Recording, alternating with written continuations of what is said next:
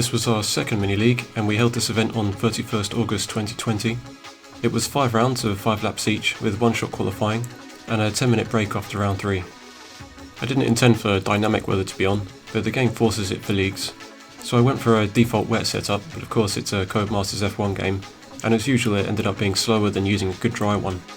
So in those bad conditions, RF on a dry setup qualified an incredible 3.2 seconds ahead of the rest of the field. With Parc Ferme, I was now punished further as the track was dry.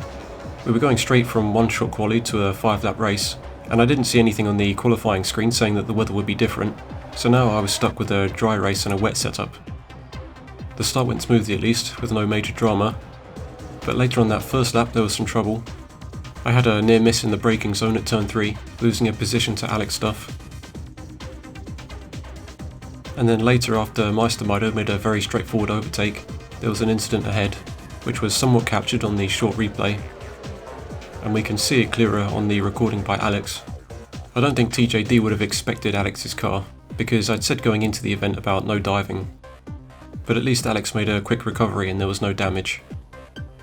Beaumont had some trouble, as I think he was being a bit late on the brakes compared to the other drivers, and had captured this incident on lap 2, where unfortunately he picked up some damage.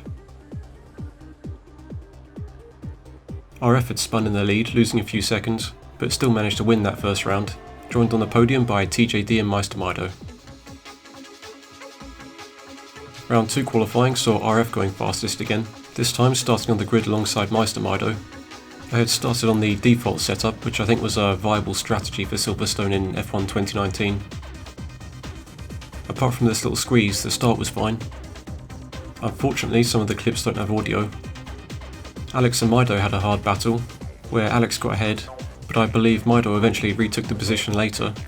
I didn't expect drivers to go full force in a friendly casual league, but if they wanted to go racing, then as long as there's no incidents or complaints, I don't want to hold them back.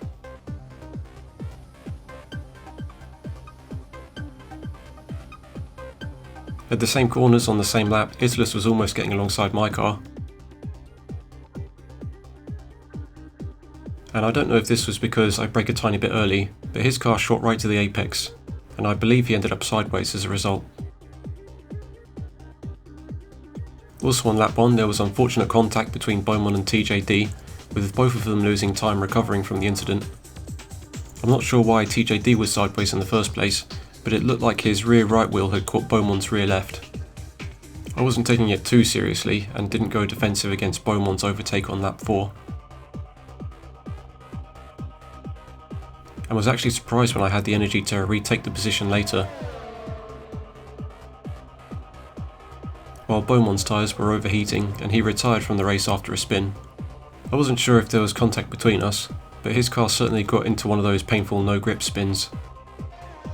So RF made it 2 for 2, and Mido did finish second ahead of alexstuff in third. But things didn't go perfectly for RF, as his qualifying session for round 3 was automatically disqualified for exceeding track limits, which we can see on this choppy stream recording. He committed to the lap, and I'm not sure if that just wore his tyres down a bit more.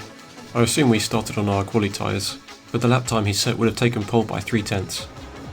I believe that Italus had a game crash just before the start, and he messaged me about it, and I mistakenly said that he should take a 10-minute break, because we were going to take a 10-minute break after the race while I saved the replays. But fortunately he ignored what I said and got back in the race, because it looks like he was able to take control of an AI car that was replacing him. I used a custom setup for this one, so I was hoping my pace could be a bit more competitive.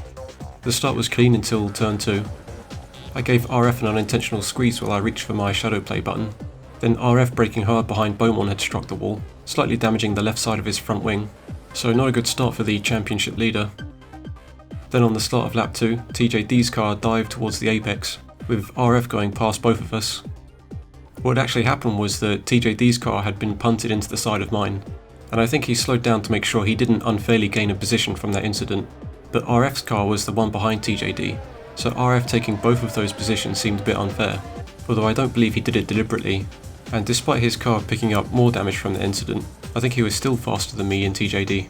If it was a proper season I might have handed out a penalty for it, based on principle, but then the races would be longer, and drivers could afford to be gentlemanly and slow down if it was a proper season. I picked up an automatic 2-second penalty for the strict track limit rules, which was harsh because I didn't think the cut was that bad, and I don't remember getting any warnings beforehand.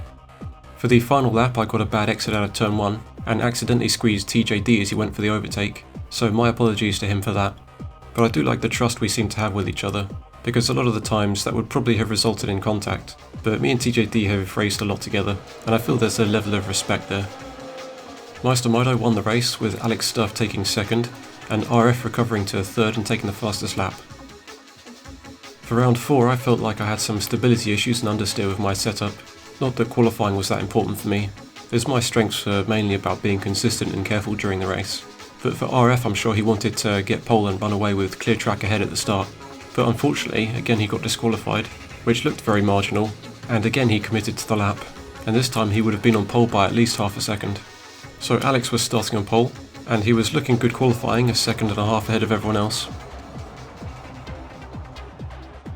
We had a pretty straightforward start, although I think it was Lobfil getting slightly sideways on the exit of turn 1. Beaumont made a sneaky overtake heading into turn 13, using his curves against Italus and a part of the track where I wouldn't have expected it. Ahead I was using energy to make a straight overtake on TJD with the help of DRS. RF then did the same thing against Alex, although Alex gave him exactly enough room, where TJD had been a bit more generous. RF went through to second, recovering from his qualifying trouble.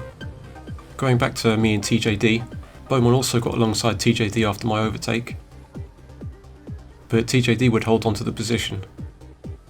That is until he was off track later on into the lap and rejoined, fortunately remaining ghosted as Beaumont arrived.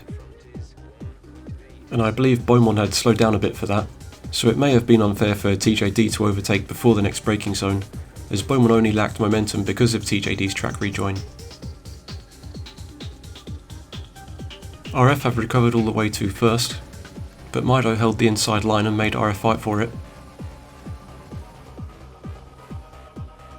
And he may have been a bit too aggressive here, as RF ended up off track, and he lost time from that incident. Finally getting back up to speed just ahead of my car. I believe Italus had a game crash during that race, and possibly took over the AI car. Mido had one ahead of Alex. I finished in 4th behind RF, with a train of cars behind me in what was another close race. For the final round there was bad luck for Lobfil as his power went out. RF was back on pole by no less than 7/10.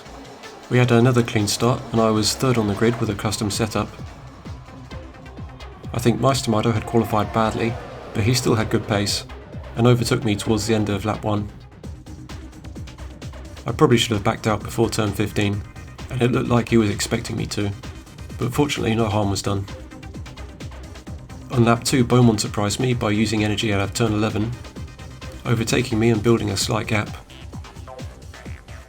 Mido was in a hard battle with Alex for second on lap 4, and I think the level of aggression in that was a little beyond the culture of the Friendly Drivers Championship, but as long as they were happy with it, I wasn't going to stick my nose in.